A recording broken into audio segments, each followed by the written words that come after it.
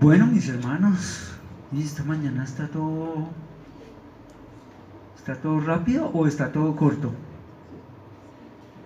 ¿Qué dicen ustedes? ¿Rápido y corto? Bueno, pues ya que hay tiempito, hermano, entonces quisiera, mis hermanos, a reforzar un poco el anuncio sobre la oración, mis hermanos. Vamos a fortalecer una práctica que hemos dejado relegada un poquito. De hecho, al principio, hace mucho tiempo lo hacíamos y lo hemos ido dejando de caer un poco, y la idea es poder volver a retomarlo.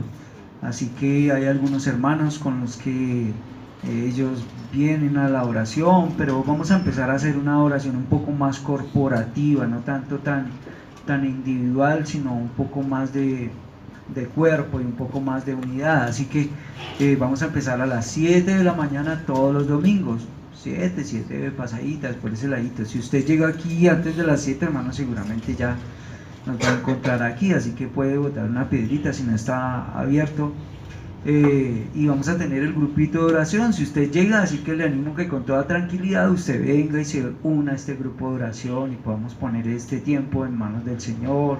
Si hay oraciones particulares, pues la vamos a hacer. Yo sé que quizás hay hermanos que no pueden venir el día martes, se les complica, y la idea es que podamos fortalecer este tiempo de oración como iglesia, como unidad, como cuerpo. Así que, mi hermano, anímese. Si no puede venir usted el martes, entonces sacrifique 20 minuticos, 30 minuticos más de su sueño en la mañana del domingo y véngase aquí, ¿de acuerdo? Vamos a tener igual un tiempo de oración, tiempo de comunión, tiempo para presentar nuestras peticiones. Muy bien, mis hermanos, ahí viene una parte de la enseñanza que pues providencialmente me cayó a mí, y en realidad con la que yo me siento muy a gusto, me siento muy identificado. No sé, me gusta mucho las introducciones de los libros por el aspecto histórico. Así que hace 8 días culminamos con el libro de Amós. ¿Qué sigue después de Amós? Bueno, a propósito, ya que tenemos 10 minuticos ahí, como ¿recuerdan el orden de los profetas? A ver, repasemos. Profetas menores: Oseas, Joel, Amós, Abdías, Jonás, Miqueas. Gracias, Dieguito, hermano, qué pena es acomodarlos allá. Gracias. Los buñuelitos llegan más tarde, sí. ¿En qué quedamos? Jonás, Miqueas, Nahum, Habacuc, Sofonías, Ageo, Zacarías y Malaquías.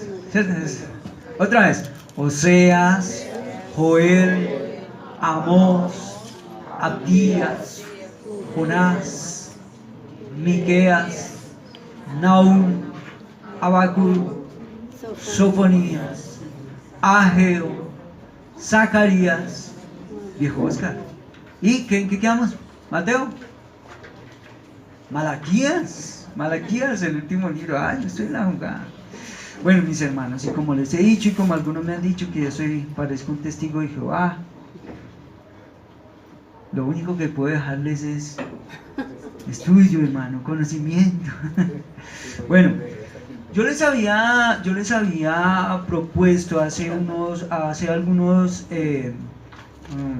libros anteriores, hace algunos meses, algún tiempo anterior, en que iba a darles unas hojitas donde iba como a tratar de delinearles algunos temas, de tratar de resumir o de ver a través de este bosquejo una parte muy sencilla, muy aplicativa de los profetas menores. Así que lo que yo les proponía es que fuéramos a delinear 5 temas que se presentan en toda la Biblia, y para que de ese modo nosotros podamos ver la continuidad, podamos ver la consistencia, podamos ver como el entretejido de las verdades del Señor desde el principio hasta el fin.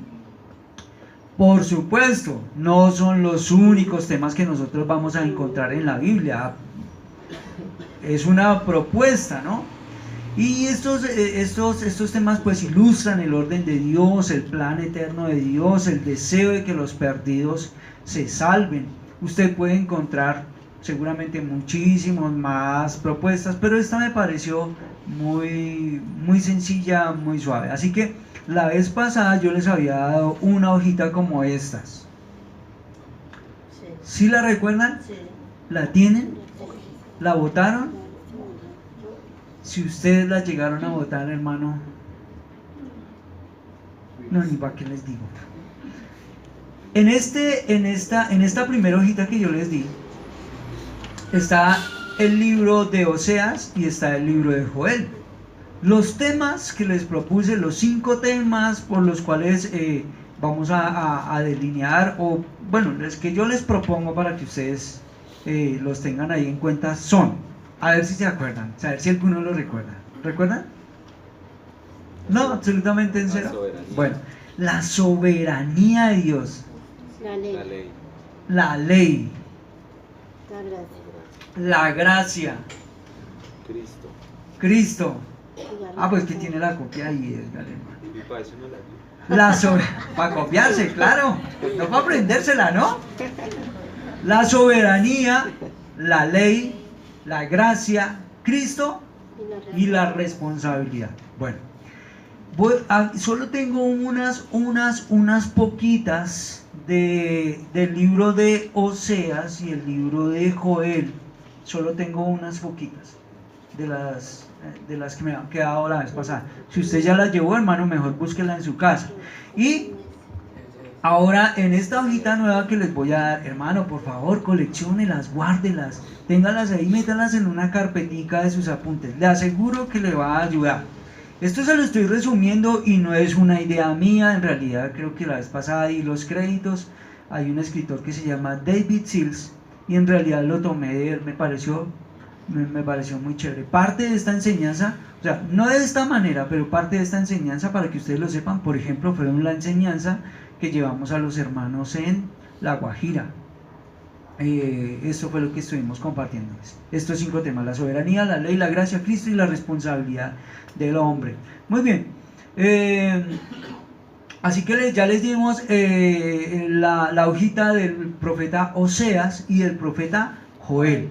Hoy les voy a dar la hojita que contiene al profeta Amós y al profeta Abdías. Aunque no hemos terminado de ver Abdías, como Abdías en realidad es bastante sencillo, yo creo que dentro de 8 días podemos terminar con todo el libro. Entonces pues de una vez lo puse ahí. Por favor, mire su hojita, colecciónela, pero hermano, estúdiela. Mire, ahí va a encontrar el libro, por ejemplo, de Amós, con estos 5 temas de los que hemos hablado. Así que, Cata, hazme el favor, pero solo al final, y si no ahorita no me ponen cuidado. Entonces, hay unas hojitas del libro de Oseas y hay unas hojitas del libro de Joel, y en la hoja nueva, en la de hoy, entonces van a encontrar el libro de Amós y el libro de Abdías. Muy bien, mis hermanos, así que rápidamente ya todos se ubicaron en Abdías. Ya sí saben que hay un libro que se llama Abdías, ¿no? Abdías. Señor, a partir de hoy, dice Edgar, a partir de hoy ya sé que hay un libro Abdías. Es un libro en realidad muy corto. ¿Cuántos versos tiene? ¿Cuántos? 21 versos, ¿no? Entonces en realidad es muy sencillo de leer. Así que vamos a leer esta mañana todo el libro de Abdías. ¿Lo tienen? Muy bien. Vamos entonces. Dice la palabra: visión de Abdías. Jehová el Señor ha dicho así en cuanto a Edom: hemos oído el pregón de Jehová. Un mensajero ha sido enviado a las naciones. Levantaos, levantémonos en batalla contra este pueblo. Pequeño te he hecho entre las naciones, estás abatido en gran manera. La soberbia de tu corazón te ha engañado a ti, que moras en las hendiduras de las peñas, en tu altísima morada, que dices en tu corazón, ¿quién me derribará a tierra?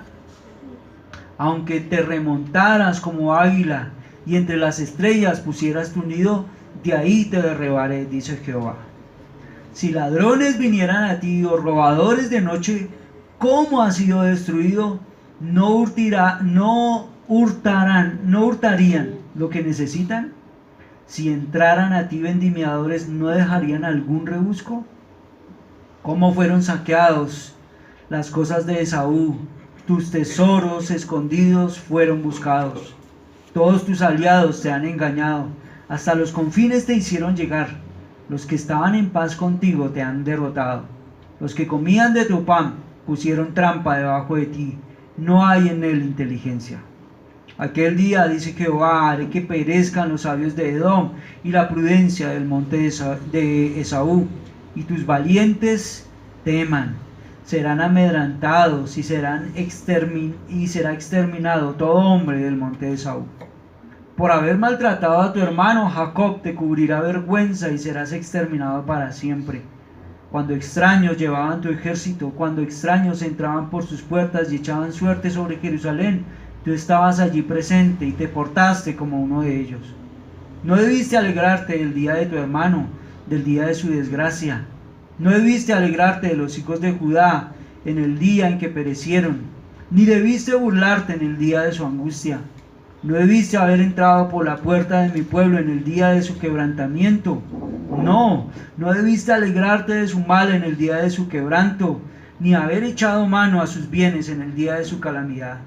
Tampoco debiste haberte parado en las encrucijadas para matar a los que de ellos escapaban, ni debiste haber entregado a los que quedaban en el día de angustia, porque cercano está el día de Jehová sobre todas las naciones. Como tú hiciste, será contigo, tu recompensa volverá sobre tu cabeza. De la manera que vosotros bebisteis en mi santo monte, beberán continuamente todas las naciones. Beberán, engullirán y serán como si no hubiera existido. Mas en el monte Sión habrá un resto que se salvará. Será santo y la casa de Jehová recuperará sus posesiones. La casa de Jacob será fuego, la casa de José será llama y la casa de Esaú estopa. Los quemarán y los consumirán. Ni siquiera un resto quedará de la casa de Esaú, porque Jehová lo ha dicho. Los del Negev serán el monte de Esaú, y los de Cefela a los filisteos. Poseerán también los campos de Efraín y los campos de Samaria, y Benjamín a Galaad. Los cautivos de este ejército de los hijos de Israel poseerán lo de los cananeos hasta Sarepta, y los cautivos de Jerusalén que están en Sefarad poseerán las naciones del Negev. Y subirán salvadores al monte Sión para juzgar al monte de Esaú. El reino será de Jehová. Muy bien, pregunta, mis hermanos, ¿cuántos de ustedes han escuchado enseñanzas sobre Abdías? Levante su mano. ¿Quién ha escuchado una predicación sobre Abdías? Humber. ¿Pero hasta ahora o antes?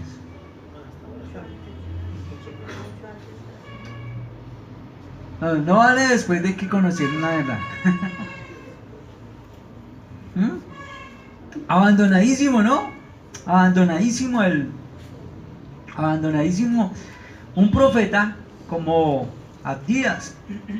Mis hermanos, vuelvo a replicar sobre esta idea. Uno de los deseos que nosotros tuvimos cuando el Señor nos inquietó a que habláramos sobre los profetas menores, quizás creo que diría yo que el mayor propósito es tratar de romper ese divorcio, hermano, que la iglesia tiene con el Antiguo Testamento, que la iglesia carece de un conocimiento del Antiguo Testamento. Hoy tenemos creo que esto lo he dicho ya muchas veces aquí, un analfabetismo bíblico, y parte de ese analfabetismo bíblico tiene que ver con el Antiguo Testamento. Les he explicado, y si el Señor nos permite voy a hacer el tiempo, voy a darles un ejemplo de cómo el texto bíblico del Antiguo Testamento se toma de una manera terrible y hacer un ejercicio de una aplicación que no debería hacerse. Se toman citas fuera de contexto, se pide, se exige, se reclama, se provoca, una cantidad de cosas en detrimento, hermanos, del mismo sentido del texto bíblico. Así que es nuestro deseo, mi hermano, que nosotros como iglesia nos podamos acercar al Antiguo Testamento y con tranquilidad vamos a mirar qué es lo que el Señor nos está comunicando, qué es lo que el Señor nos está diciendo a través del Antiguo Testamento. ¿Es palabra del Señor el Antiguo Testamento? ¿Debemos recibirla como tal? ¿Abdías es palabra del Señor? Claro, pareciera que a veces algunas cosas son confusas, ¿no? De hecho, uno va haciendo la lectura y uno dice, uy, aparecen cosas como extrañas, como que uno no puede digerir muy bien, pero es que ahí es donde está el asunto. Ahí está donde los hombres del Señor, y no estoy hablando del predicador solamente, los hombres del Señor, las mujeres del Señor deben entrar. Vamos a mirar qué es lo que el Señor nos está comunicando a través de Abdías. Así que, mis hermanos, espero que ustedes estén disfrutando, como por lo menos en mi caso, y yo sé que Humber también lo estamos haciendo. Y ha sido un ejercicio difícil. ¿Y sabe por qué es difícil? Porque resulta que cuando nosotros dijimos, nos pusimos de acuerdo, decimos, sí, vamos a enseñar sobre los profetas menores. Ok, vamos a acercarnos. Entonces dijimos con Humber, busquemos un texto como para empezar a unificar ideas.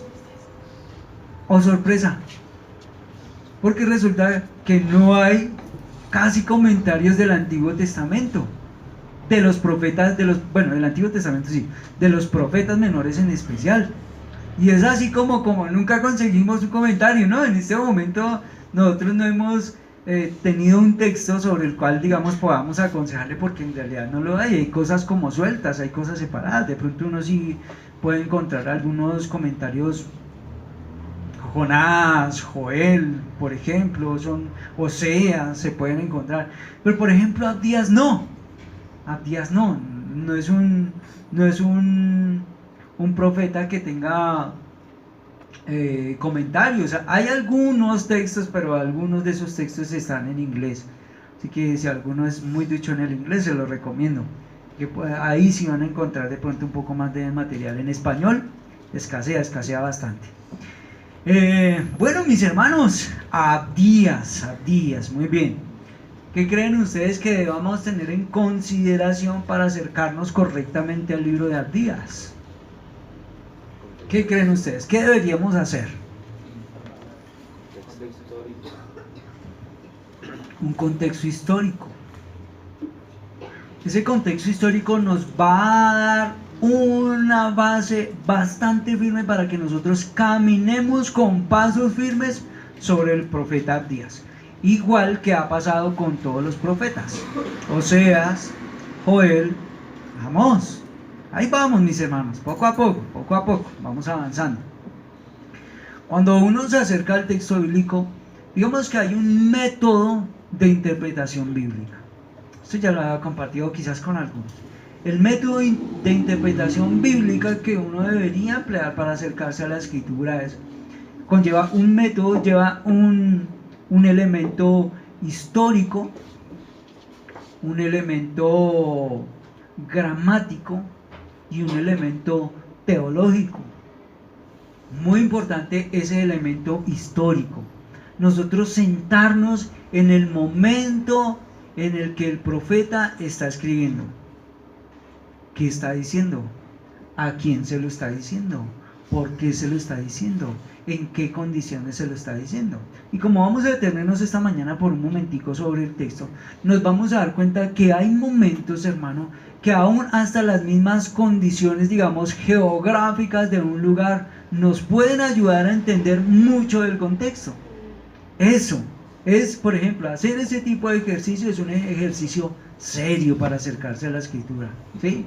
Es que nos podemos acercar a Abdías, y con los hermanos el jueves estábamos haciendo un ejercicio de espiritualizar el texto, y eso es lo que uno ve hoy que las personas hacen lamentablemente con los profetas menores? Hay una promesa o hay una palabra ahí como chévere, hay un texto así como que puede traer ánimo a la iglesia, lo cogemos, lo sacamos, lo ponemos fuera de su contexto, espiritualizamos el texto y lo llevamos a un lugar donde el texto no ha comunicado eso, donde el texto no debería estar, y tratamos de provocar en las personas ánimo, tratamos de provocar en las personas fe, esa es una forma irresponsable de llegar al estudio de la escritura. ¿Me estoy dando a entender? ¿Sí? Por favor, si hay alguna pregunta, usted quiero que sienta toda la tranquilidad de poder hacerla esta mañana con respecto al tema del cual estamos hablando. ¿De acuerdo? ¿Hay alguna pregunta ahí en cuanto a los profetas menores hasta el momento? ¿O vamos bien? Bueno, vamos a ver un mapa. Jason, hágame el favor. Ese mapita, hermano, nos va a ayudar mucho. Muy bien. Como ustedes no preguntan, entonces yo les voy a preguntar. ¿Por qué se llaman los profetas menores? Por la cantidad de escrito. Se llamarán menores pues porque Abdías, pues imagínense 21 versículos. O sea, en realidad no tiene mucho que decirnos. ¿Sí? No. Se llaman profetas menores porque fueron los que escribieron más poco. ¿Ya? Los profetas mayores encontramos en ellos sus escritos más extensos, así que no es por importancia. Entonces, ¿quién es Abdías? ¿Lo anotaron en el texto? ¿Quién es? ¿Un qué? Un profeta. ¿Qué más? No tenemos datos. No se da ningún dato de Abdías. ¿Se dan cuenta ustedes que, por ejemplo, vayan a Amós 1? Las palabras de Amós, que fue uno de los pastores que profetizó acerca de Israel en los días de Usías, el rey de Judá, y en días de Jeroboam, hijo de Israel, 2 años después del terremoto. ¿Sí se dan cuenta de toda esa cantidad de información que hay ahí?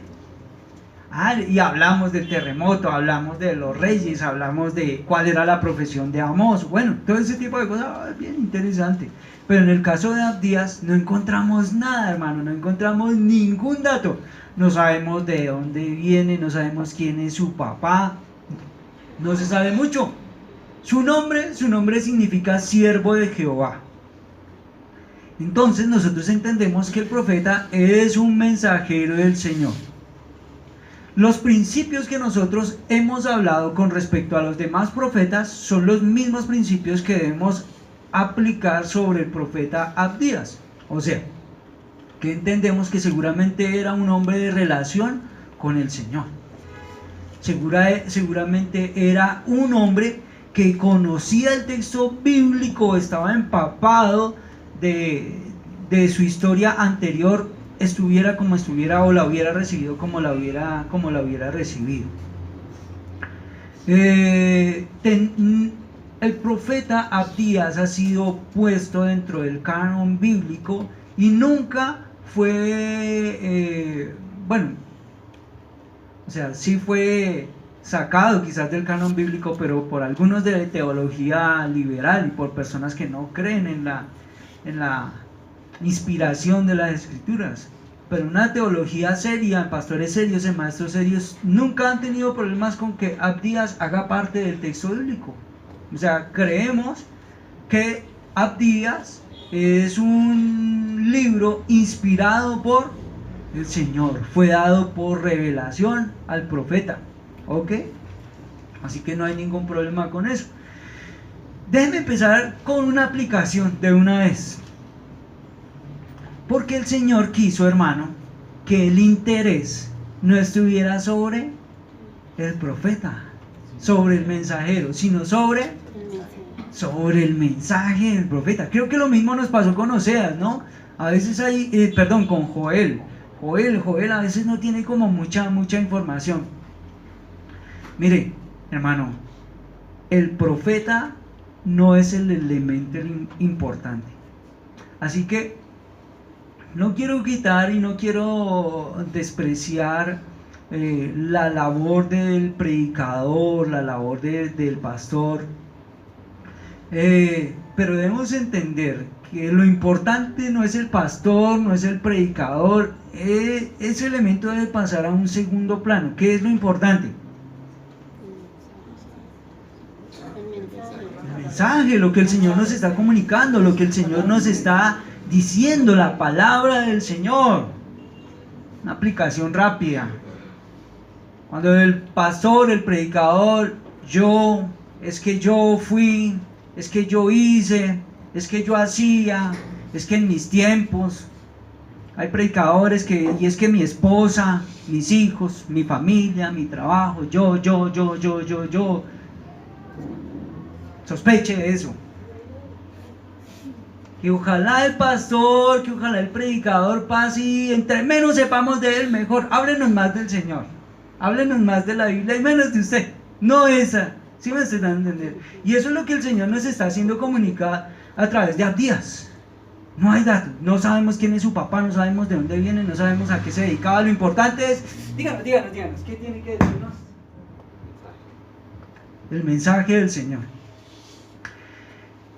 El orden, nosotros debemos entender algo también, mis hermanos. El orden de los profetas, como nosotros lo tenemos aquí, o sea, Oseas, Joel, Amós, en realidad no es un orden estricto. No necesariamente los profetas están puestos, como nosotros lo sabemos, en un orden cronológico. El canon fue armado con otro deseo, fue armado con otras motivaciones, pero no fue el deseo de dar un orden cronológico. ¿De acuerdo? No voy a detenerme sobre esos detalles porque ahí nos podemos enredar un poquito esta mañana. ¿Recuerdan ustedes que, por ejemplo, yo les dije que Amós, según el texto bíblico, Amós fue antes de...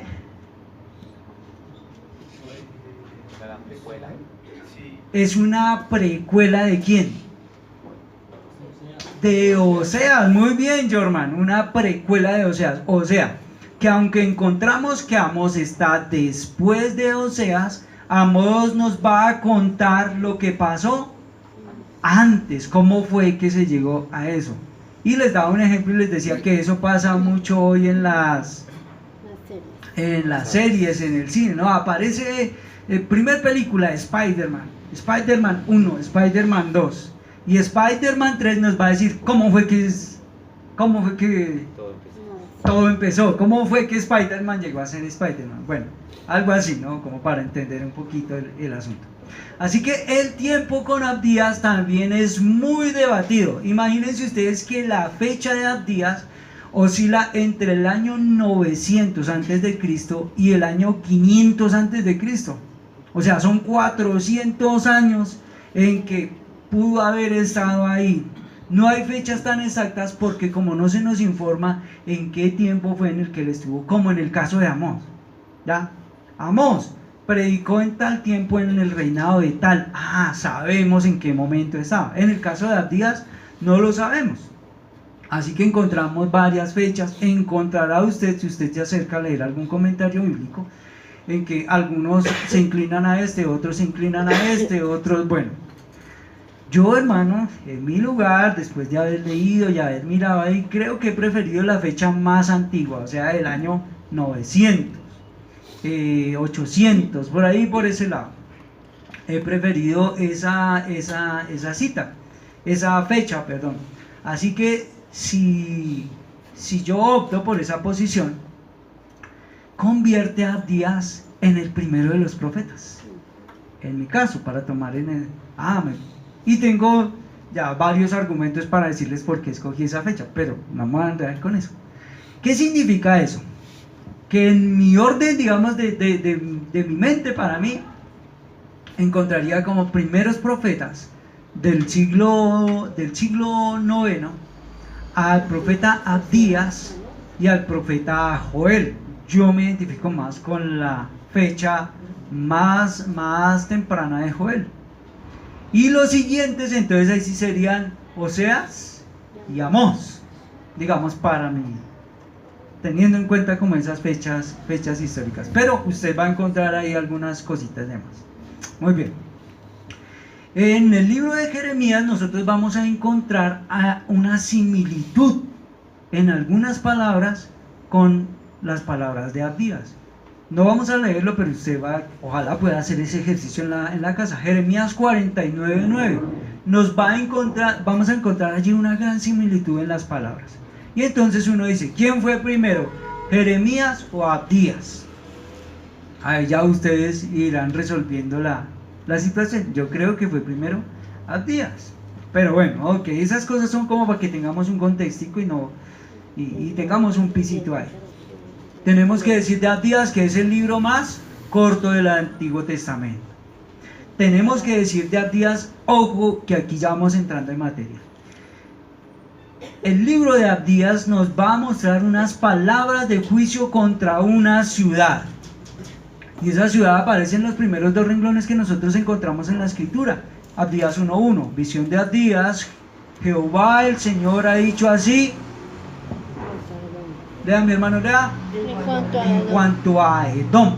O sea, las palabras que nosotros vamos a encontrar en el profeta Abdías tienen que ver contra Edom. Y vamos a ver qué es lo que pasa con Edom. Bueno, este caso, hermano, es un caso donde el mensaje no va dirigido a los israelitas, ni va a los del norte, ni va a los del sur, sino que va a un pueblo llamado Edom. Ahora sí, ¿sí lo alcanzan a ver? ¿No mucho? ¿Se puede agrandar ahí? ¿Ahí mejoró? Bueno, a ver, vamos a ver qué es lo que pasa. Edom. Hagamos un repasito histórico porque esto nos va a asentar y esto nos va a ayudar. Tenemos el reino de Israel, que es todo esto, ¿cierto? La tierra prometida. Cuando Israel entra a la tierra prometida,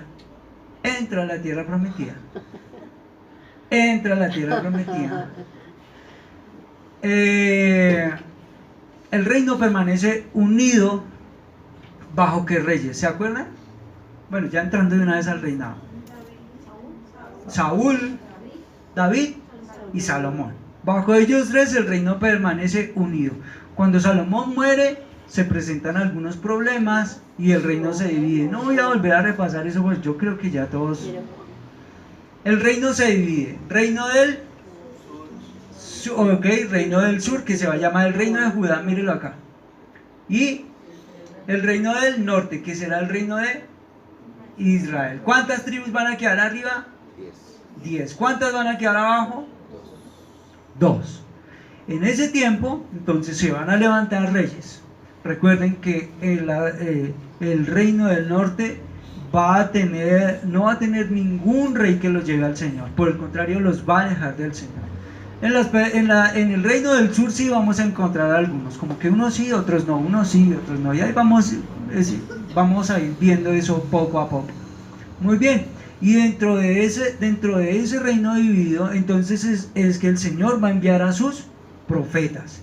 Y el Señor va a tocar temas muy especiales con cada uno. Por ejemplo, Oseas escribió ¿a qué reino? ¿Al reino del norte o al reino del sur? Norte. Muy bien, al reino del norte. Oseas, Joel, Sur. al reino del sur. Oseas, Joel, Amós, Norte. al reino del norte, pero él era Del sur. del sur. ¿Lo estoy enredando? ¿No? Él era del sur, pero fue a predicar al reino del norte mayormente. Pero él también tuvo que hablar a algunas naciones que estaban alrededor. ¿Se acuerdan que eso lo hablamos? Amós. Él predicó contra Moab, contra Edom. ¿Dónde está Damasco? Damasco, por aquí contra Gaza. ¿Recuerdan eso? Sí. Bueno, ok. Noten que aquí como un poquito más oscuro, aquí en esta parte está el reino de Edom. Muy bien, reino del norte, reino del sur, Judá, y aquí al ladito, no dentro del reino, sino fuera del reino, o sea, al lado está el reino de Edom. Haga de cuenta, Bogotá, Chía. ¿Ya? Es diferente. No está Edom dentro del reino de Judá. Bueno, el profeta Abdías va a predicar y va a hablar sobre estas personas. ¿Quién? El reino de Edom. Importante, ¿quiénes son Edom? Eso es muy importante. Bueno, resulta que Edom son los descendientes de Esaú. ¿Quién es Esaú? Hermano de Jacob. En consecuencia, esto va a ser muy importante que lo recordemos. Porque, ¿qué significa eso? Si estos son descendientes de Esaú y estos son descendientes de Jacob, ¿qué significa eso?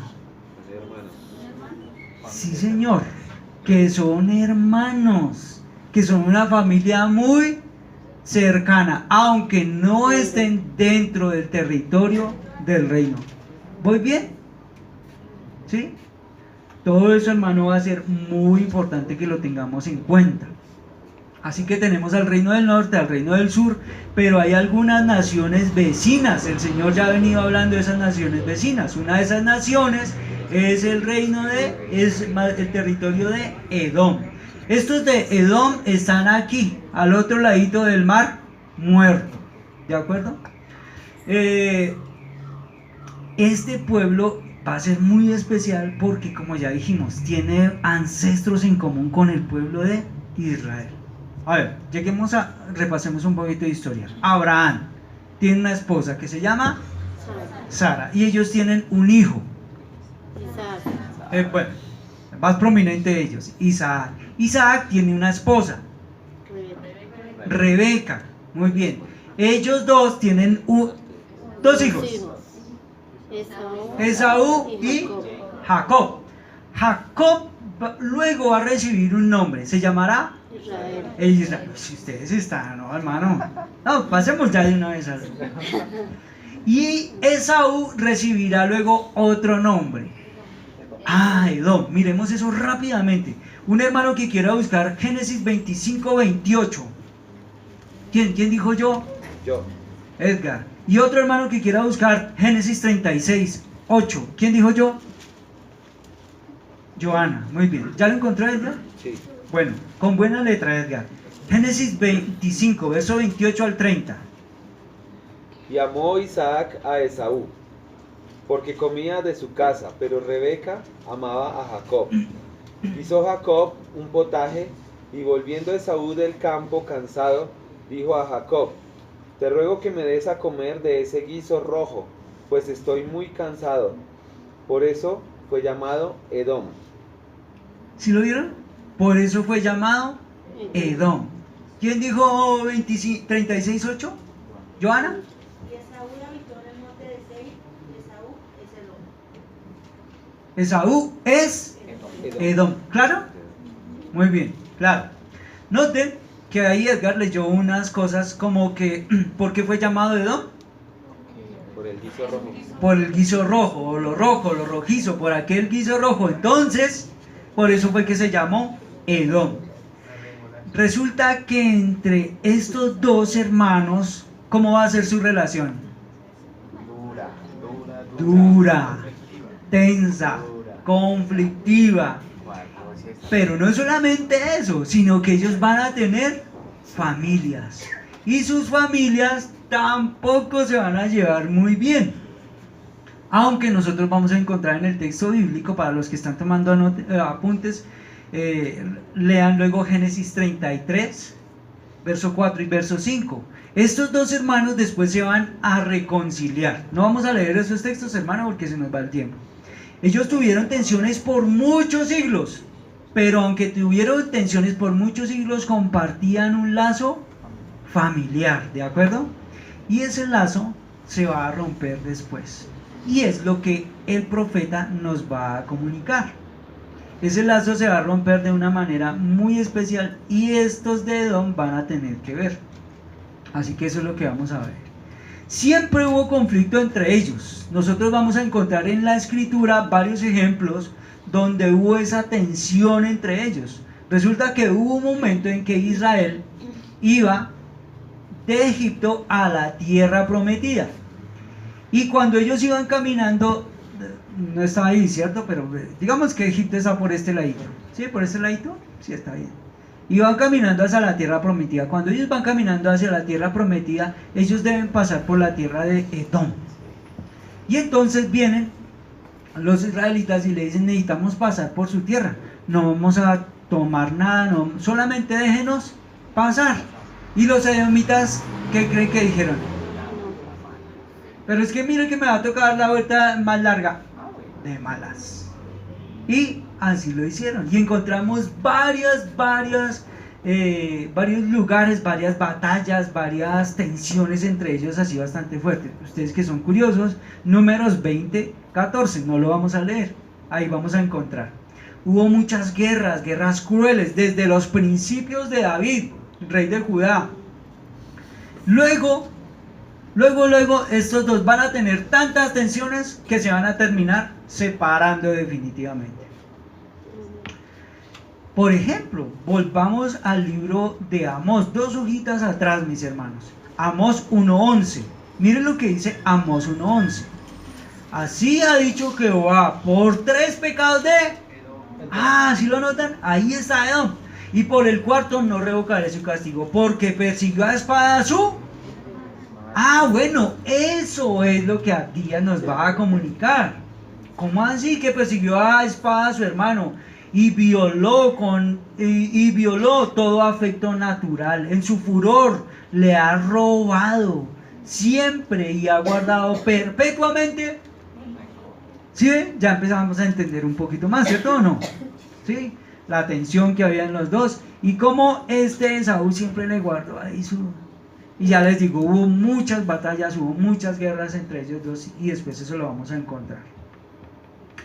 Así que estas personas siempre desearon el mal de sus hermanos. Y no solamente que desearon el mal de sus hermanos, sino que cuando ellos se dieron cuenta que tuvieron la oportunidad de hacerle daño a su hermano, le van a hacer daño. Sí. Así que imagínense que este Edom, en esas condiciones de ser hermano cercano al pueblo de Israel, se va a poner de mano de los a favor de los enemigos de Israel. Así que, hermano, vamos a tener en cuenta todos esos antecedentes del que les estoy hablando, para que nosotros podamos entender un poco las palabras del profeta, porque el profeta va a anunciar juicios contra ellos. Vamos a notar nosotros durante todo el texto bíblico con varios profetas, que varios profetas se pronunciaron precisamente contra Edom por eso. Luego nos vamos a dar cuenta que el juicio del Señor va a venir contra ellos fuerte. Esta nación va a llegar un momento en que por el juicio del Señor van a desaparecer totalmente. Entonces tenemos un juicio contra Edom, y vamos a mirar que es un juicio duro, porque va a hablar de la destrucción de su ciudad. No solamente de que ellos van a desaparecer como nación, sino que era un pueblo que iba a desaparecer totalmente. Ellos eran conocidos por su sabiduría, eso lo vamos a ver ahora en el texto bíblico. Pero aunque eran conocidos por su sabiduría, también tenían un corazón orgulloso, soberbio delante del Señor. Así que miremoslo, vean. Ya se va el tiempo. Empecemos, entonces. ¿Reconocemos en Abdías palabra de Dios? Palabra del Señor, ¿cierto? Reconocemos que lo que nos está comunicando Abdías nos está siendo comunicado por el Señor. La pregunta es, ¿tiene que ver con nosotros Abdías? Y aquí es donde vamos a tener todos que hacer el ejercicio, qué es lo que Abdías nos está comunicando. Así que Abdías es palabra del Señor. ¿Y ustedes dicen? Amén. Amén, ¿cierto? Muy bien. Miremos entonces, hermanos, verso 1. Visión de Abdías. Jehová el Señor ha dicho así en cuanto a Edom. Hemos oído el pregón de Jehová. Un mensajero ha sido enviado a las naciones. Levantaos, levantémonos en batalla contra este pueblo. Jason, hágame el favor, hija, la versión que le dije, ¿sí? Vamos a tener otra versión ahí, hermano. De pronto cambien algunas, pero Es una versión que he estado leyendo últimamente que me gusta mucho. Es muy cercana a la Biblia de las Américas. Si a alguno de ustedes es curioso, le gusta leer y tener, les voy a recomendar esta versión. Es una versión muy literal, así que es muy buena. NBLH. Búsquela, ahí usted la va a encontrar. Todavía no la encuentra en físico en la librería, pero usted la encuentra ahí en PDF. Muy bien, vamos a hablar de quién entonces, de qué personas o de qué ciudad. Edom. Ya les digo, Edom se destaca por ser muy nombrada entre los profetas. Entonces tenemos un mensaje divino, no es un mensaje del profeta. No es que el profeta se levantó contra Abdías. No es que el profeta se levantó contra Edom. Es que no me cae bien Edom, entonces voy a hablar contra ellos. ¿Sí? No. Lo que tenemos es palabra del Señor. Vino visión de Abdías. Jehová, el Señor, ha dicho. No es que Abdías se levanta y dice: recuerdo todo lo que ustedes nos han hecho en la historia. Recuerdo que ustedes siempre nos han tenido en la mala. No, Señor. ¿Es palabra de quién? Palabra del Señor. Muy bien, contra Edom. Judá, hermano, e Israel, el reino del norte y el reino del sur, serán preparadas para su caída, por lo que hemos visto en los otros profetas. La pregunta es: ¿caerán? Caerán. Al final van a caer. Y no tendrían ningún poder. ¿Se acuerdan cómo el Señor va a destruirlos a ellos totalmente? Pero recuerden que el Señor es soberano. Y que el Señor es soberano sobre todas las naciones. Los reyes están en su mano. ¿Para hacer qué? Lo que el Señor ha determinado.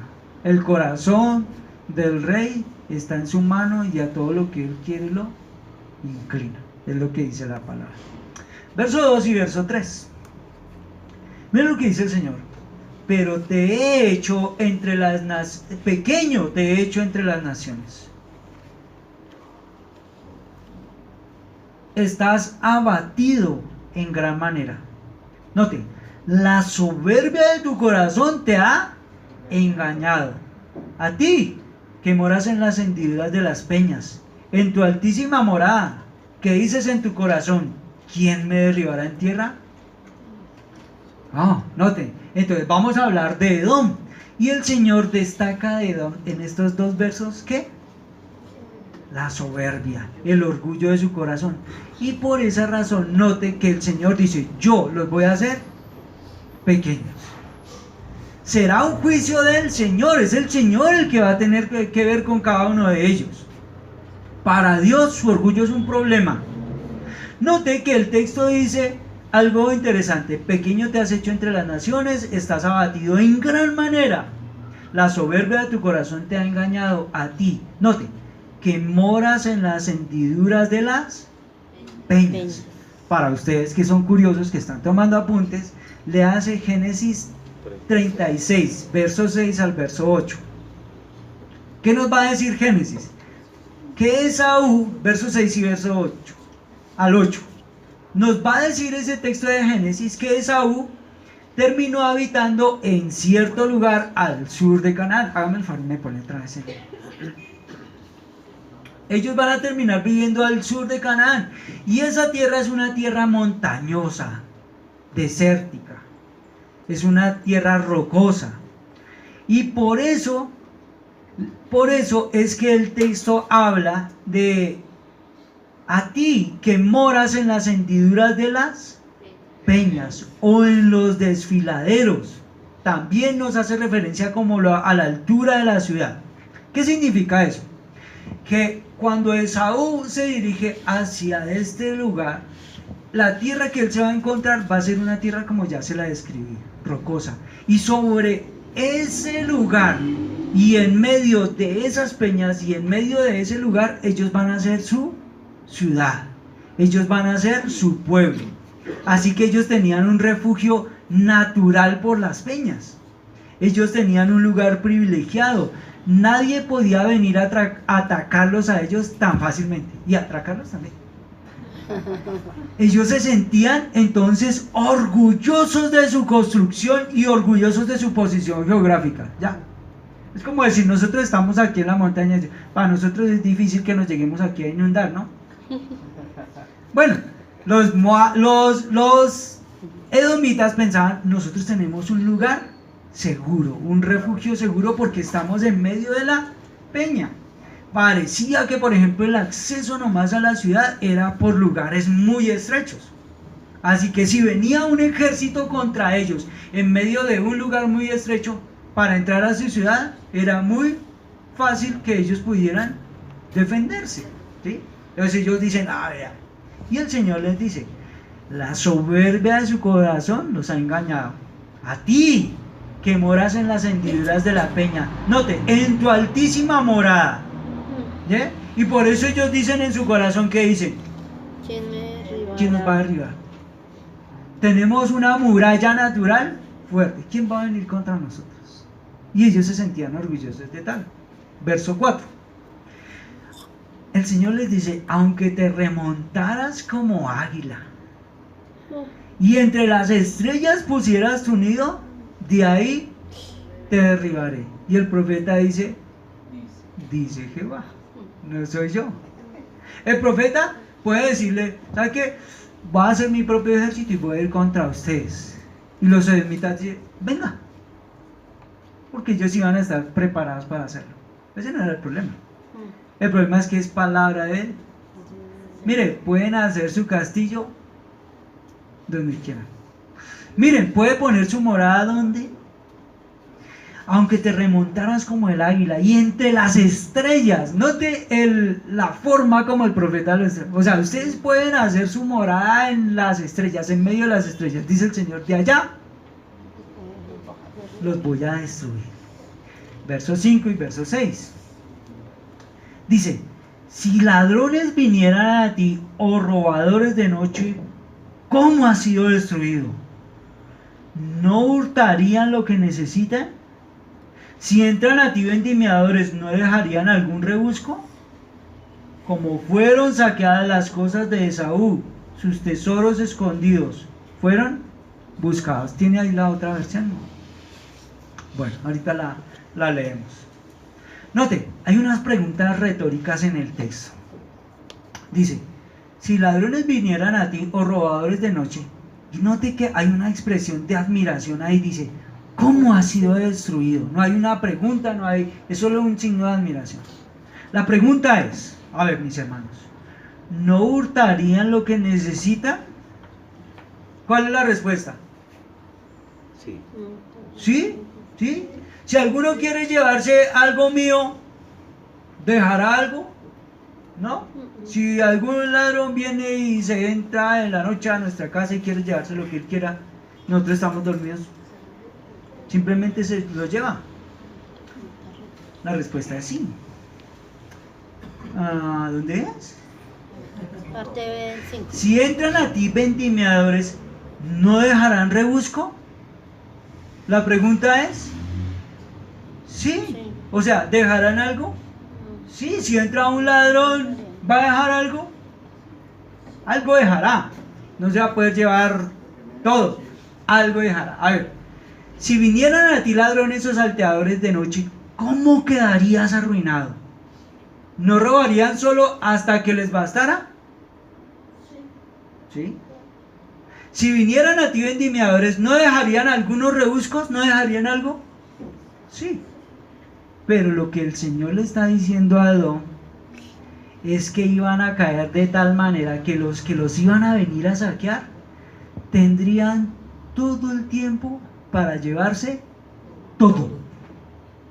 Todo. Tendrían el tiempo para escoger esto sí, esto no, esto sí, esto no. Y los dejarían sin nada. Eso le pasaría a Edom. En aquel tiempo, que era un tiempo de batalla, que era un tiempo de guerra, por ejemplo, Edom salía a una batalla y en esa batalla tomaba un gran tesoro. Cuando ellos volvían a su tierra, ¿qué creen que hacían con el tesoro? Lo van a guardar. ¿Dónde lo guardan? No sé, caja fuerte. No había caja fuerte, ¿cierto? Entonces, ¿qué hacían ellos? Cavaban, sepultaban sus tesoros dentro de las mismas rocas, o sea, tocaba esconder ese tesoro. Lo que el Señor les dice es que van a ser destruidos y van a venir ladrones que van a coger y van a revolcar la misma tierra, van a romperle las paredes, van a mirar dónde están sus tesoros y se lo van a llevar. ¿Sí me dio a entender? ¿Sí? Sí. Bueno, verso 7. Todos tus aliados te han engañado, hasta los confines te hicieron llegar. Los que estaban en paz contigo te han derrotado. Los que comían tu pan pusieron trampa debajo de ti. No hay en él inteligencia. Déjenme les doy una ilustración de cómo este texto puede ser mal utilizado. Tomemos el texto, saquémoslo de su contexto.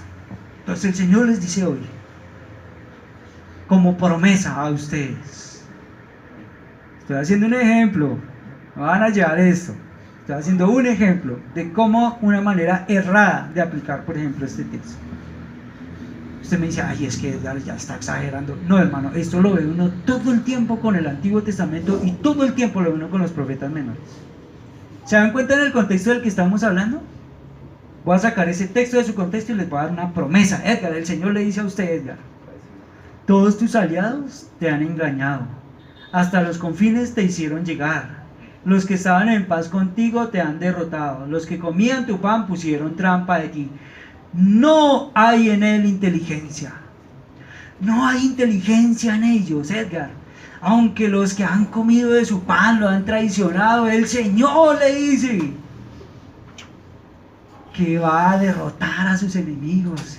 El Señor le dice que sus enemigos, mire, no hay inteligencia en sus enemigos porque han venido contra usted, usted como hijo del Dios Altísimo, usted como, ya, sí me va a entender.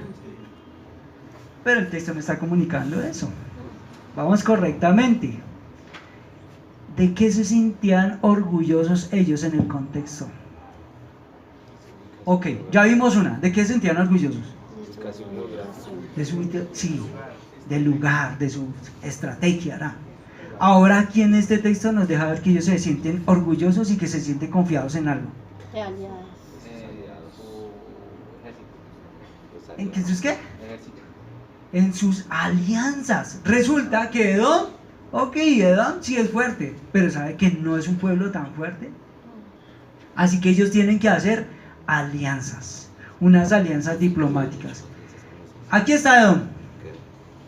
Nos va a mostrar la historia que ellos van a hacer alianza con un pueblo del que ya nosotros hemos hablado, con este pueblo de aquí, con los moabitas.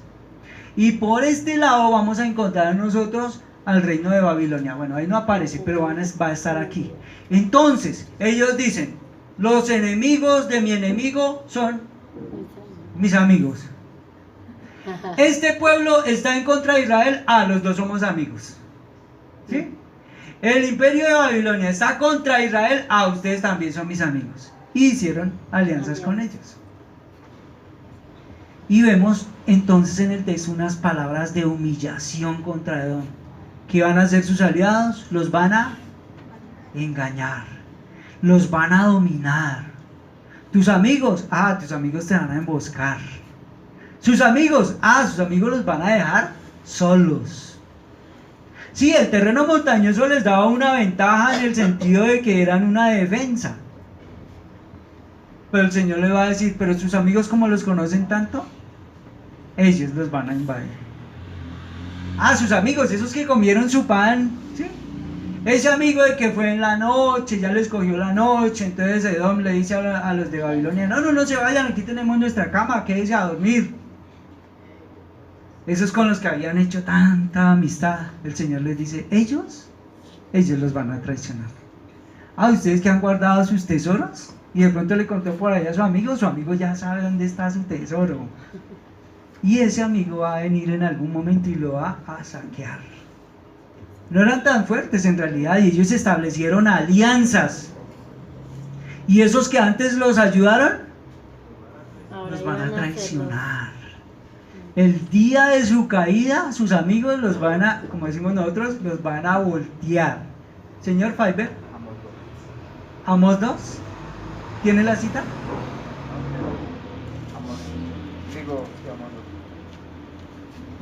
¿Dónde, de qué me quieres hablar, Fiverr? De la rencilla entre ellos dos. ¿En qué lo encontró en qué texto? Ah, ok, 2.1, ¿sí? Así ha dicho Jehová por 3 pecados de Amós, ese es un apunte aquí de Fiverr, Amós 2.1, así ha dicho Jehová por 3 pecados de Moab y por el 4 no revocaré su castigo, porque quemó los huesos del rey de Edom hasta... al final. Ah, bueno, ya nosotros hablamos de eso, gracias Fiverr por ese apunte.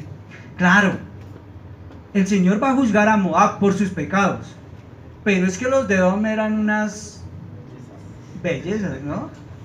O sea, no es que el Señor esté favoreciendo a Edom, es que mi cuento es contra usted, Moab, ¿ya? Pero Edom, bueno, contra Edom es que estamos acá hablando aquí en Abdías. Gracias, Fiverr, por ese apunte. ¿Dónde vamos? Ah, que este se puso bueno, mano. ¿Verso qué? 6. Sí. Ya ustedes me confundieron, hermano. Sí. Bueno, leamos desde el verso... Ah, es que no estoy leyendo Abdías, hermano. Ay, cosas, hermano. Verso 7. Todos tus aliados te han engañado. Hasta los confines te hicieron llegar. Los que estaban en paz contigo te han derrotado. Los que comían tu pan pusieron trampa debajo de ti. No hay en él inteligencia. Déjenme ver de quién está hablando. ¿En quién no hay inteligencia? ¿En los enemigos por venir contra ellos? ¿No hay inteligencia en quién?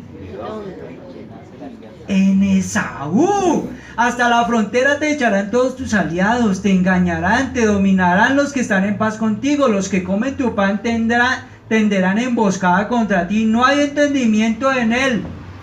Esaú. No es que no haya entendimiento en sus enemigos por venir contra él. No. No hay inteligencia en Esaú. Hace una alianza con uno que después lo va a traicionar y el Señor le dice: usted sí es que no hay en usted inteligencia. ¿Sí me va a entender? Dímela, por favor. Todos tus aliados se volverán contra ti y ayudarán a expulsarte de tu tierra. Te prometerán paz mientras traman engañarte y destruirte. Tus amigos de confianza te tenderán trampas y ni siquiera te darán cuenta. Así es. Una paloma tonta. ¿Sí lo recuerdan, no? Bueno, verso 8 y verso 9. Aquel día dice Jehová: haré que perezcan los sabios de Edom y la prudencia del monte de Esaú, y tus valientes teman, serán amedrantados y será exterminado todo hombre del monte de Esaú. No dice Temán, dice Otemán. Temán era una ciudad, un pueblo. No, teman, del verbo. No, acá dice: los más poderosos guerreros de Temán sentirán terror. Ah, ok. Déjenme ver el texto, Jason, por favor. Valientes, Otemán. Sí, les estoy entendiendo. Otemán. No, Como un pueblo. Como un verso pueblo. 8 y verso qué? 9. Verso 9. Bueno. Entonces tus valientes serán atemorizados o teman. Ah, ok, sí. De modo que todo hombre será cortado del monte de Esaú con muerte violenta. ¿Qué les está diciendo el Señor? ¿De qué estaban seguros ellos? ¿De qué se sentían orgullosos? De su posición. ¿De qué más? Sus aliados, De sus aliados. ¿De qué más se sentían ellos orgullosos? sus sabios. Dese cuenta, aquel día dice Jehová: haré que perezcan los sabios de Edom. Su sabiduría, su prudencia les enorgullecía, pero se iban a quedar hasta sin gente entendida. Sus hombres sabios también serían quitados, su defensa natural quitada, sus alianzas quitadas, se quedarían sin nada. Y bueno, sus valientes ¿qué pasaría con sus valientes? Sus valientes serían cobardes. No les quedaría nada para defender. Todo hombre sería cortado. Unos pocos van a sobrevivir, después lo vamos a ver. Pero sabe que ni siquiera ya van a vivir como nación. Eso iba a pasar con ella. Aquí tenemos nuestros hombres valientes, dice el Señor. Sus hombres valientes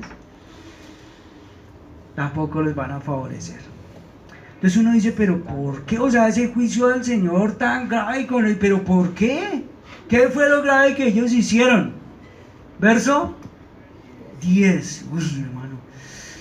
Por haber maltratado a tu hermano Jacob. ¿Te cubrirá qué? Vergüenza. Vergüenza. Y serás exterminado para siempre. ¿Por qué razón iba a venir el juicio del Señor contra ellos? Por el mal proceder contra su hermano, contra Jacob. Dios estaba castigando a su pueblo por idólatra, sí. Estaba castigando a Judá y a Israel porque ya hemos visto todas esas razones. Y en medio de ese castigo resulta que los de Edom se están alegrando.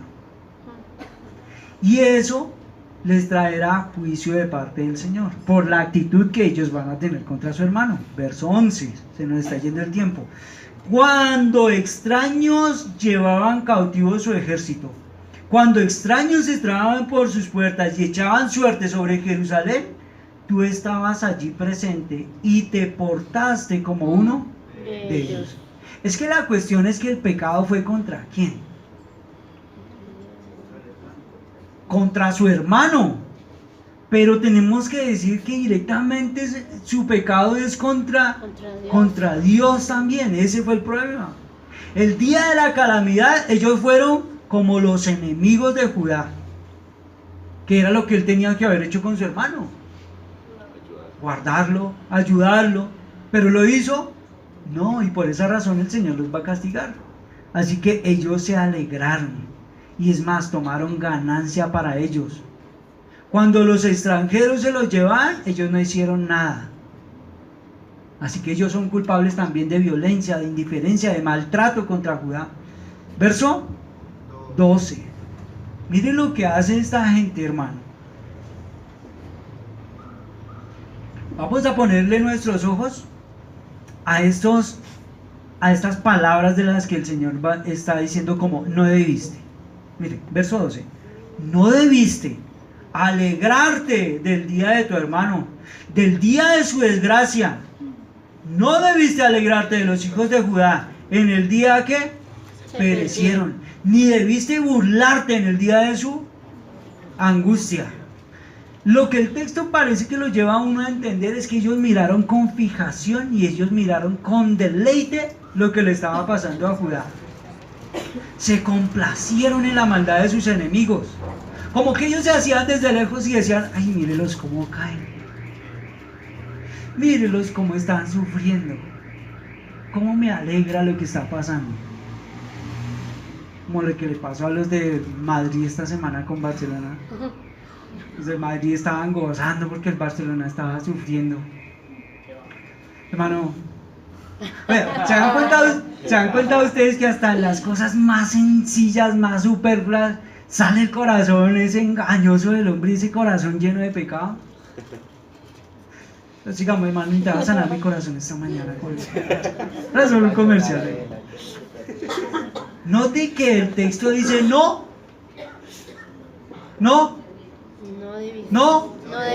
debiste. Y vamos a encontrar por lo menos 8 no debiste. No debió quedarse mirando a su hermano en su desgracia. No debió alegrarse contra su hermano en el día de su ruina. No debió burlarse de su angustia, es lo que el Señor está diciendo. No debió echar mano de los bienes de su hermano. Están quedando en ruinas, y si algo me queda a mí, pues yo lo... Y el Señor les dice: no debieron. No debió recrearse en la desgracia de su hermano, no debió perseguir, no debió matar a los que escapaban, no debió entregar a los supervivientes. Todo eso pasó, mírelo, verso 13. No debiste haber entrado por las puertas de mi pueblo en el día de su quebrantamiento.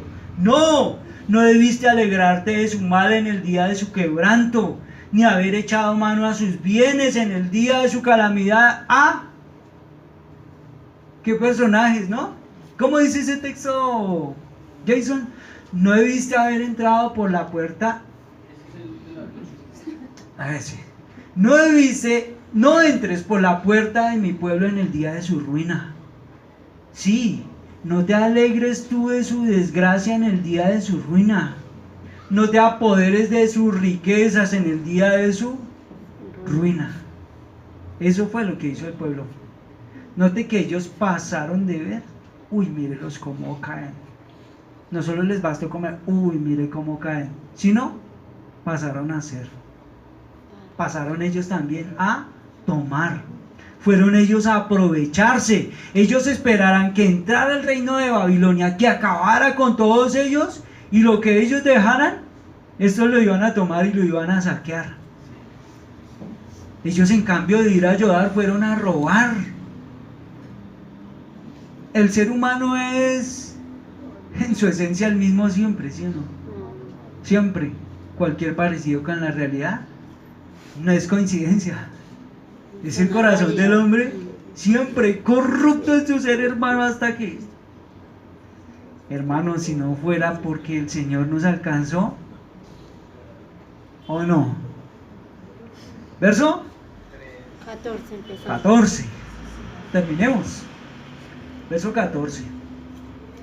Dice: tampoco debiste haberte parado en las encrucijadas, note, para matar a los que de ellos escapaban, ni debiste haber entregado a los que quedaban en el día de su...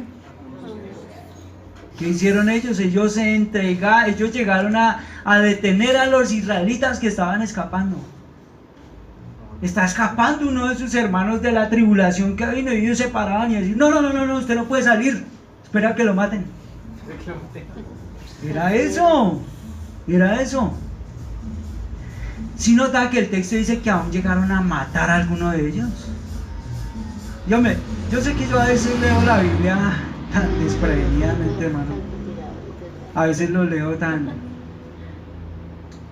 Yo me imaginaba al pueblo, a este pueblo de Domita, viendo a su... ellos entrando... Ay, estaban los babilónicos, los de Babilonia, los barren, dejan a algunos medio muertos, ¿no? Y ellos empiezan a saquear, ellos empiezan a tomar, ellos empiezan a... El que quiere escapar, no lo dejan salir. Y el que va, y ellos van con sus espadas. Y de pronto ven a alguno que medio moribundo, que está muriendo, y ¿qué hacían ellos? Terminaban de matarlo. Eso es lo que está diciendo el texto. Ellos entraban y, este está medio muerto, terminemos de matarlo. Los hermanos, el man va en aumento. ¿Se dan cuenta? Ellos no solo me ven con gozo, sino que también se involucran en el asunto, también meten mano. Y los que escapaban los atravesaban con su propia espada. Su pariente está siendo arrasado y ellos se alegran, antes los entregaban. Vuelvo a decirles que yo leo la Biblia como una forma tan... Está el Babilonia, el soldado allí de Babilonia, y está aquí uno escondido allá detrás, y le decía: vea, este le faltó. Sí, llévese a este, vea, ese. Eso era lo que ellos estaban haciendo. Y suena un poquito jocosa la cosa, ¿no? Pero no es jocosa. Mire, este le está faltando. Para ustedes que son curiosos y lectores de la Biblia, Salmo 137, verso 7. El Señor está hablando con... No, mejor leámoslo. Si no llegó, déjeme... A ver si yo llego primero. Salmo 137, verso 7. Déjeme, yo lo leo a su favor, ya llegué. Jehová recuerda a los hijos de Edom, cuando el día de Jerusalén decían: arrasadla hasta los cimientos. Lamentaciones 4:7.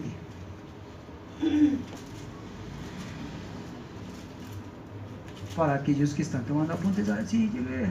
¿Alguien llegó? Ya llegué. 4:7. Lamentaciones 4:21 es. Lamentaciones 4:21.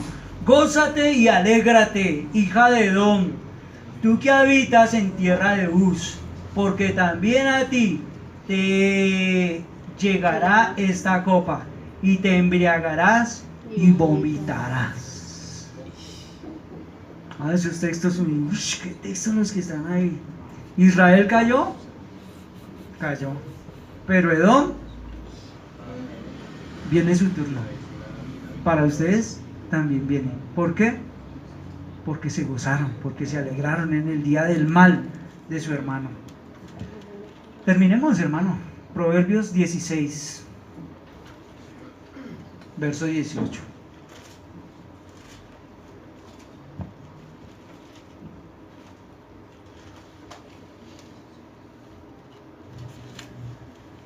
Mire que esto sí tiene que ver con nosotros, porque uno es de lejos a los de Edom y dice, ¿cierto? Pregunta, hermano. ¿Alguno de ustedes creería que podría llegar a comportarse como Edom? Claro que sí. Bueno, estamos en el lugar correcto.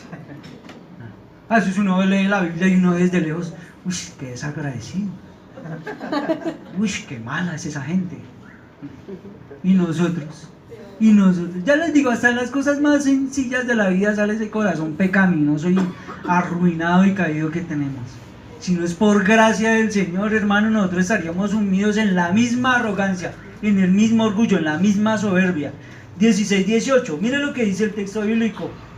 Antes del quebranto está la soberbia, y antes de la caída, la altivez. Pero eso no tiene que ver con nosotros. Ese es un texto que le cae bien a los de Edom. ¿O sí? ¿Sí tiene que ver con nosotros o no? Sí, hermano, yo nunca haría eso. Cuidado, mi hermano, el día que usted diga, nunca haría eso, déjeme decirle que está en camino de caer. Cuidado con la jactancia. ¿Cuál fue el pecado de Edom? Su orgullo, su altivez que los engañó. Y es el pecado más recurrente que hay en el corazón del hombre. Pronto nosotros nos jactamos por cualquier cosa. Es que yo. Es nuestra virtud, es nuestra gracia. Pues es que, hermano, qué bien le quedó ese trabajo. Hermano, ¿con quién cree que está hablando? ¿Sí me están dando a entender o no? Su silencio me preocupa. Su soberbia los engañó. Tenemos nosotros a veces un concepto más alto, como dice la Biblia, que el que nosotros deberíamos tener de nosotros mismos. Yo nunca viviré así. ¿Qué es eso? Orgullo. La soberbia es un engaño, como ha dicho el Señor. ¿Por qué? Porque en el fondo ni usted ni yo tenemos ni la fuerza ni la sabiduría que nosotros pensamos tener. Porque en el fondo ni usted ni yo tenemos la fuerza ni la sabiduría para sostenernos como nosotros pensamos que nos podemos sostener. ¿Cómo es que podemos vivir la vida cristiana? Ayer lo estábamos viendo. ¿Cómo es que es? En dependencia del Espíritu del Señor. Así es como se vive la vida del creyente. El creyente que dice, yo es el que está pronto a caer. El creyente que quiere vivir en sus fuerzas es el creyente que está pronto a caer, porque no entiende que su vida solo se puede vivir por la ayuda del Espíritu del Señor, porque no somos nosotros. Solo podemos vivir nuestra vida en dependencia de Dios, con la ayuda del Espíritu del Señor, con la palabra, con la oración, con la comunión con los hermanos. Déjenme hacerles otra aplicación, mis hermanos. Aunque parece que nosotros conocemos los 10 mandamientos, no, estamos estudiando en la escuela los 10 mandamientos. Pero el resumen de los 10 mandamientos, ¿cómo dice? Amarás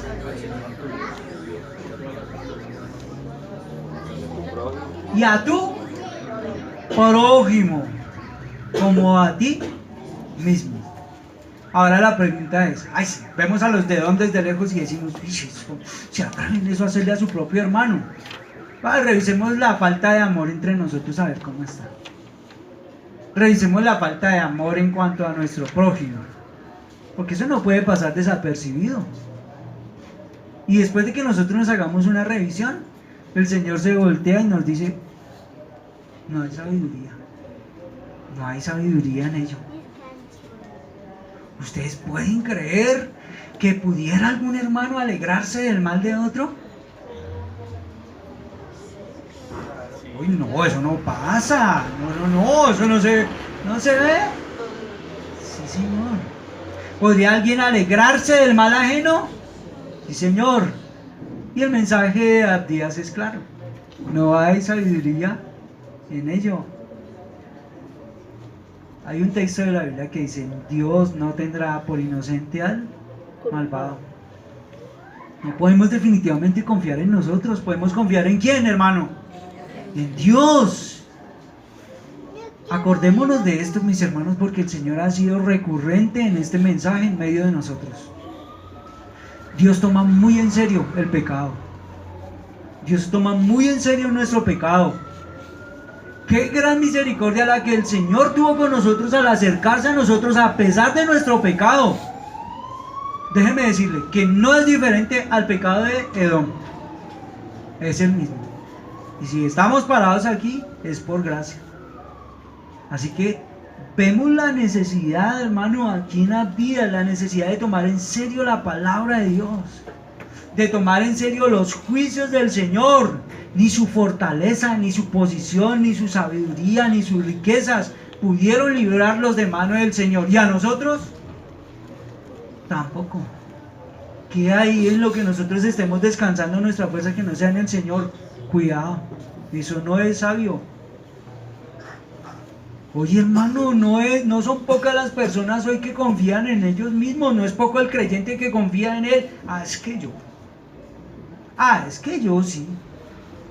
Y el Señor le dice, no hay sabiduría en ello. No hay sabiduría en ello. Les estaba diciendo en la introducción, hermano, si hay un deseo en nosotros, hermano, por el que decidimos acercarnos a los profetas menores, es porque ¿cuál es el divorcio de la iglesia con la escritura? ¿Cuál es el divorcio de la iglesia con la escritura? ¿Por qué la escritura no es la fuente de nuestras decisiones? Problema es que yo, pues ¿para qué necesito la escritura? Si yo soy todo sabio, todo lo hago bien, pues claro, no necesita la escritura. No hay sabiduría en ello. Cuidado. ¿Sabe qué nos va a contar la historia, hermano? Que Edom va a caer, que Edom va a ser invadida, que Edom va a ser asolada por sus mismos amigos, por los que estaban con los que hizo alianza. Ellos mismos van a venir contra ellos, a quienes ellos habían ayudado contra Jerusalén. Ellos mismos ahora van a venir a acabar con ellos. ¿Sabe qué nos cuenta la historia de Edom? Que después la vamos a ver, que ellos van a desaparecer en la historia. Algunos van a sobrevivir, pero no van a vivir como nación. Cuidado, hermano, entonces con esa jactancia de nuestro corazón.